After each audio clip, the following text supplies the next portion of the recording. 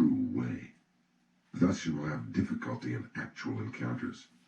Just as a horse must have endurance and no defects, so it is with weapons. Horses should walk strongly, and swords and companion swords should cut strongly. Spears and halberds must stand up to heavy use. Bows and guns must be sturdy. Weapons should be hardy rather than decorative. You should not have a favorite weapon. To become overfamiliar with one weapon is as much a fault as not knowing it sufficiently well. You should not copy others, but use weapons which you can handle properly. It is bad for commanders and troopers to have likes and dislikes. These are things you must learn thoroughly. Timing in strategy. There is timing in everything. Timing and strategy cannot be mastered without a great deal of practice. Timing is important in dancing and pipe or string music, for they are in rhythm only if timing is good. Timing and rhythm are also involved in the military arts, shooting bows and guns and riding horses. In all skills and abilities, there is timing. There is also timing in the void. There is timing in the whole life of the warrior, in his thriving and declining, in his harmony and discord. Similarly, there is timing in the way of the merchant, in the rise and fall of capital. All things entail rising and falling timing. You must be able to discern this. In strategy, there are various timing considerations. From the outset, you must know the applicable timing and the inapplicable timing. And from among the large and small things and the fast and slow timings, find the relevant timing. First seeing the distance timing and the background timing. This is the main thing in strategy. It is especially important to know the background timing, otherwise your strategy will become uncertain. You win in battles with the timing in the void, born of the timing of cunning by knowing the enemy's timing, and thus using a timing which the enemy does not expect. All the 5 books are chiefly concerned with timing. You must train sufficiently to appreciate all this. If you practice day and night in the above Ichi school strategy, your spirit will naturally broaden. Thus is large-scale strategy and the strategy of hand-to-hand combat propagated in the world. This is recorded for the first time in the 5 books of ground, water, fire, tradition or wind, and void. This is the way for men who want to learn my strategy. 1. Do not think dishonestly. 2. The way is in training. 3. Become acquainted with every art. 4. Know the ways of all professions. 5. Distinguish between gain and loss in worldly matters. 6. Develop intuitive judgment and understanding for everything. 7. Perceive those things which cannot be seen. 8. Pay attention even to trifles. 9. Do nothing which is of no use. It is important to start by setting these broad principles in your heart and train in the way of strategy. If you do not look at things on a large scale, it will be difficult for you to master strategy. If you learn and attain this strategy, you will never lose, even to 20 or 30 enemies. More than anything to start with, you must set your heart on strategy and earnestly stick to the way. You will come to be able to actually beat men in fights, and to be able to win with your eye. Also by training, you will be able to freely control your own body, conquer men with your body, and with sufficient training you will be able to beat 10 men with your spirit. When you have reached this point, will it not mean that you are invincible?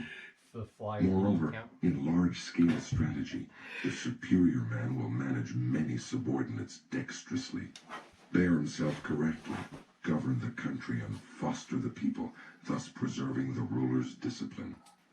If there is a way involving the spirit of not being defeated, to help oneself and to gain honor, it is the way of strategy. The 2nd year of Shoho, 1645. The 5th month, the 12th day. Signed, Shinmin Musashi. To Teruo Maganojo, the pupil, sometimes called Teruo Nobuyuki, to whom Musashi addressed Rin No Sho.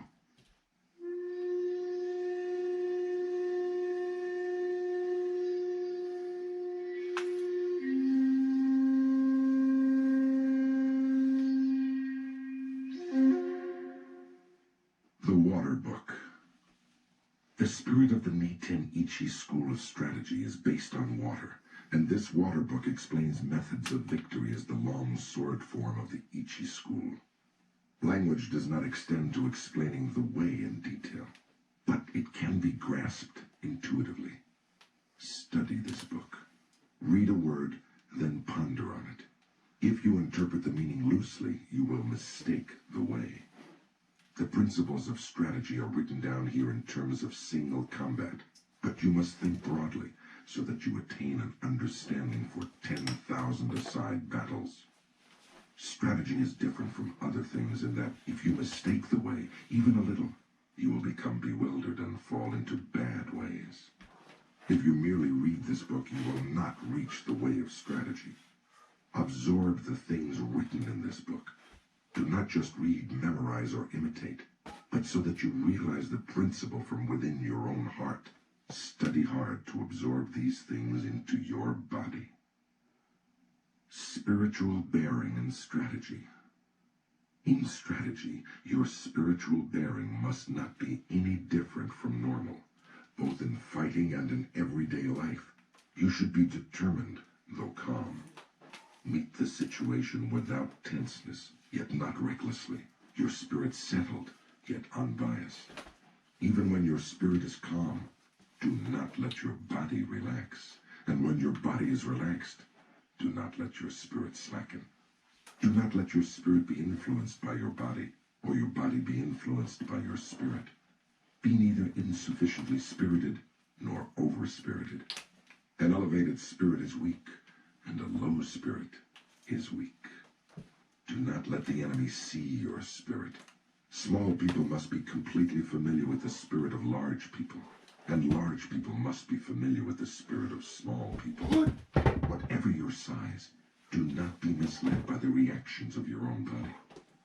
With your spirit open and unconstricted, look at things from a high point of view. You must cultivate your wisdom and spirit. Polish your wisdom.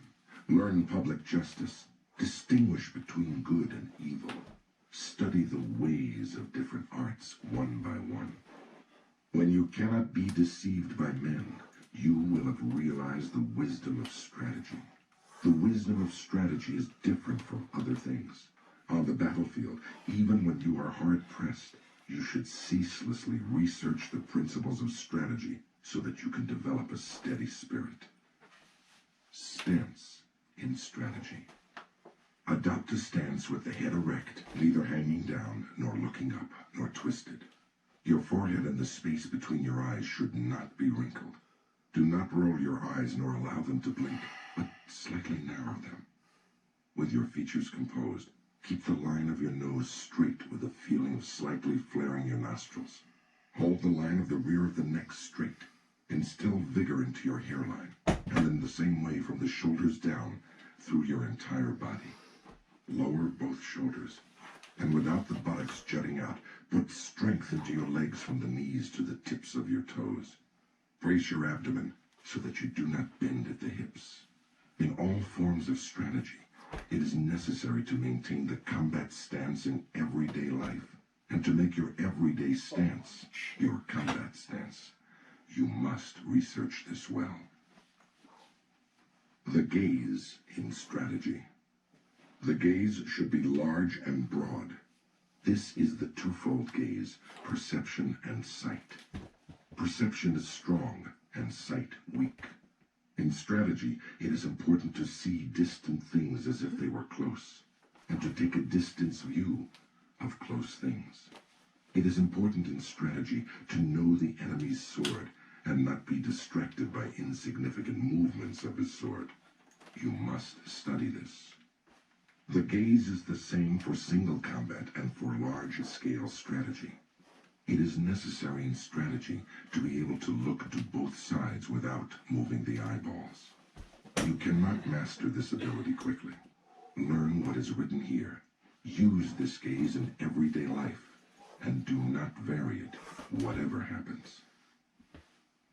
Holding the long sword. Grip the long sword with a rather floating feeling in your thumb and forefinger, with the middle finger neither tight nor slack, and with the last two fingers tight. It is bad to have play in your hands.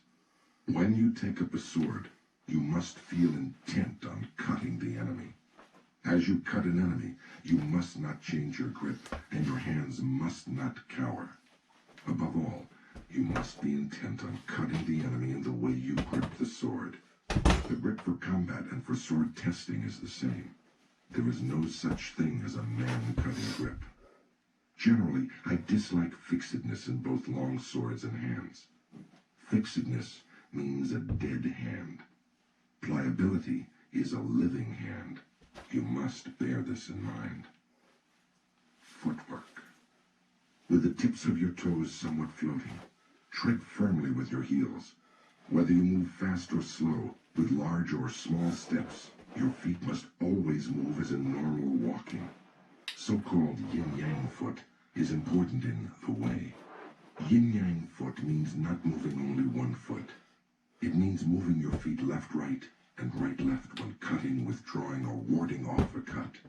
You should not move one foot preferentially.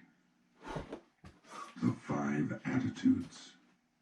The 5 attitudes are upper, middle, lower, right side, and left side.